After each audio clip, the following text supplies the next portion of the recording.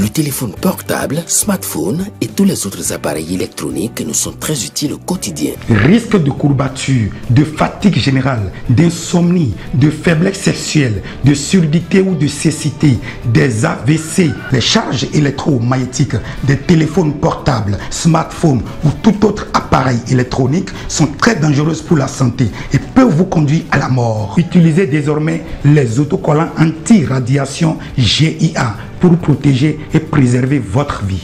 Les amis, faites comme moi, Gégé Lapino, en adoptant DMA GIA.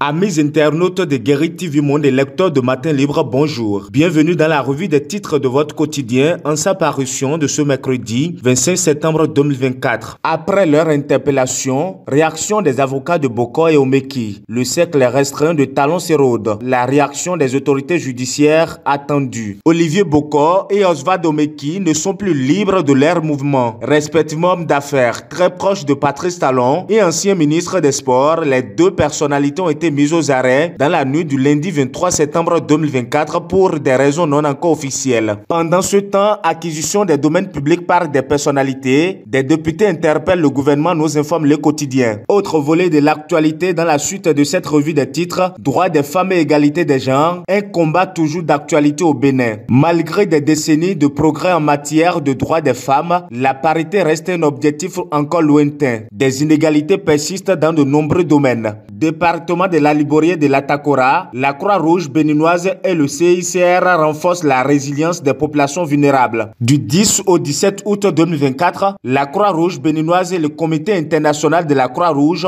ont mené une série de distributions de vivres au profit de 2000 ménages, environ 14 000 personnes dans les départements de la Liborie et de la Takora dans le nord du Bénin. L'avant-dernier titre à la une de votre quotidien, journée du Niébé à Ikouzan 2024, Cotonou accueille une foire sur cette légumineuse ouest-africaine. Dans le cadre de la conférence mondiale de recherche sur le niébé, il a été organisé ce mardi 24 septembre 2024 à l'hôtel Golden Tulip à Cotonou, une foire sur cette légumineuse locale et versatile. Animateur de stand professionnel du secteur explique l'intérêt accordé à cette filière. Et pour finir, la une de votre quotidien ce mercredi matin, marché de Calavi-Tokpa, des poissons frais comme s'il en pleuvait. Le marché de Calavi-Tokpa situé au bord du lac Nokoué est surtout célèbre de par sa grande variété de poissons frais. Ce lundi 23 septembre 2024, on fait le constat. Le contenu à lire à la page 11 de votre journal. Amis internautes de Guéri TV Monde et lecteurs de Matin Libre, ainsi s'achève la revue des titres de votre quotidien. Merci de nous avoir suivis. À demain.